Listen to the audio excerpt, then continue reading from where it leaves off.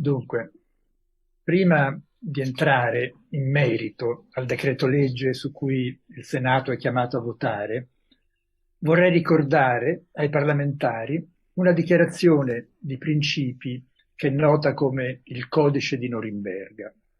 Siamo nel 1947, al momento in cui si stanno celebrando a Norimberga i processi ai medici che durante il nazismo siano resi colpevoli di gravi crimini, compiendo esperimenti a volte letali su detenuti nei lager e eseguendo fino alle estreme conseguenze la politica eugenetica del regime. Ma in questa occasione che la Corte, di fronte agli evidenti eccessi del potere medico, ritenne necessario formulare una dichiarazione sui principi etici e giuridici che avrebbero dovuto regolare il rapporto fra i medici e i soggetti umani. E questo è appunto quello che chiamiamo oggi il Codice di Norimberga.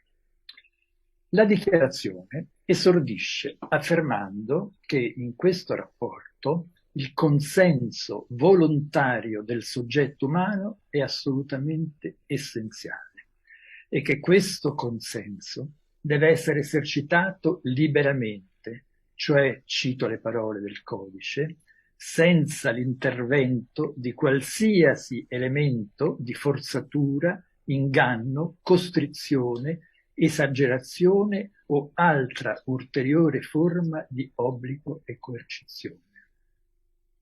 Ecco, mi domando se noi siamo in presenza oggi di un simile consenso volontario. Perché ho evocato questa dichiarazione?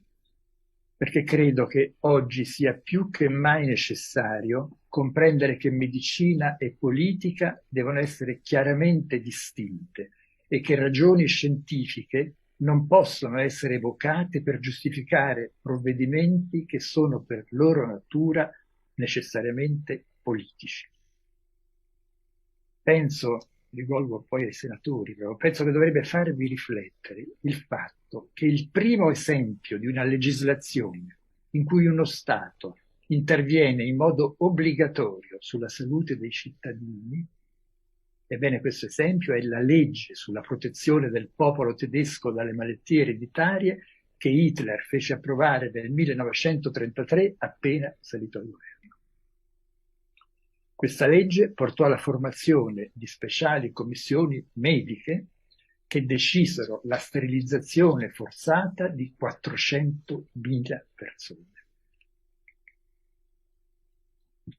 La medicina ha il compito di curare le malattie secondo i principi che il giuramento di Ippocrate sancisce irrevocabilmente e che vengono oggi invece trasgrediti in punti essenziali con l'autorizzazione dell'ordine dei medici.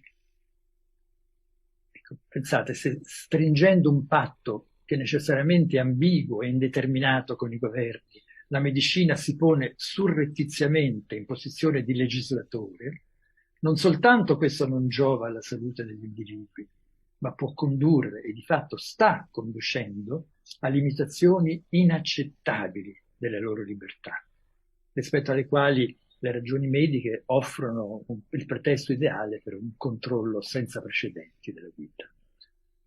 Mi domando, è accettabile che per una malattia di cui, secondo le parole appena pronunciate dal professor Palù, la letalità è dello 0,2%, è accettabile per una malattia con questa letalità dello 0,2% che tutto un paese sia sconvolto e terrorizzato e limitato nelle sue libertà di movimento, di lavoro, eccetera. Vengo ora al decreto su cui siete chiamati a votare. Penso che dovreste sapere, come ormai è accettato da fonti autorevoli scientifiche internazionali, che il vaccino, è stato detto anche qui, non protegge dal contagio e che dopo un paio di mesi il vaccinato si trova rispetto alla malattia nella stessa situazione del non vaccinato. Di qui la necessità, che dovrebbe far riflettere chiunque ha buon senso, di una terza dose e domani, perché no, di una quarta all'infinito. se il vaccino è efficace, perché c'è bisogno di una terza dose, eventualmente anche di ulteriori? Di fronte a questa evidenza, invece di mettere in questione l'utilità della politica fin qui seguita sul problema dei vaccini, il governo, coadiuvato in questo da media sempre più irresponsabili, ha preferito fare la cosa peggiore che si può fare in una società, e cioè dividere i cittadini in due classi nemiche. I vaccinati, portatori di un Green Pass, anche questo in continua mutazione, adesso è Super Green Pass, domani sarà Super Green Pass, vaccinati da una parte, e gli altri, definiti con un termine negativo che ricorda i non ariani della legislazione fascista del 1938, definiti Novax, sbrigativamente Novax. Dopo aver seminato per quasi 2 anni il terrore e la paura, si seminano così ora l'odio e la discriminazione, accusando senza alcun fondamento chi ha scelto di non vaccinarsi di danneggiare coloro che, come vaccinati, dovrebbero sentirsi protetti e che evidentemente non si sentono tali. Una società così divisa e fondata sull'odio e sull'insicurezza non è una società libera e vivibile. Io credo che il nostro paese stia scivolando in una barbarie che non ha precedenti nella sua storia. Una barbarie in cui a me pare di provare ogni giorno di più, quella che Primo Levi ha definito la vergogna di essere uomo. La vergogna, cioè, per usare le sue parole, che qualcosa di ingiusto e di inumano sia stato irrevocabilmente introdotto nel mondo delle cose che esistono. Sono le parole. È in nome di questa vergogna che chiedo ai senatori di interrogarsi e di riflettere a lungo prima di votare il loro consenso a un decreto legge ingiusto e inumano.